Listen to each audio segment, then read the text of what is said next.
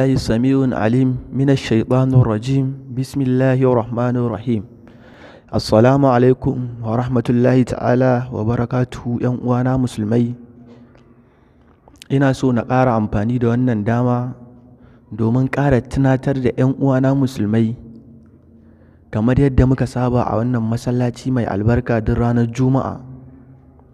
A yau insha Allahu za mu kawo muku wani hadisi mai ɗumbin falala wanda manzon Allah sallallahu alaihi wasallam yake cewa idan mutum ya waye gari ya mun salati ƙafa 10, sannan lokacin da mutum ya yammatu ya ƙara yi mun salati ƙafa 10, ya ce cetona zai riske shi ranar tashin alkiyama. Kaga wannan hadisi yana nuna mana falalar salatin annabi. A kullum aƙalla ba kai ba kai ƙafa 20 kullum, ka sa shi a cikin abubuwan da kake yi yau da gobe.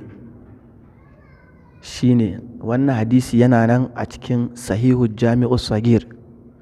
Saboda yanayin lokaci insha Allahu a nan za mu dakata da wannan gajeriyar tunatarwa tamu. Subhanaka Allahumma wa bihamdika ashhadu an la ilaha illa anta astaghfiruka wa atubu ilaik.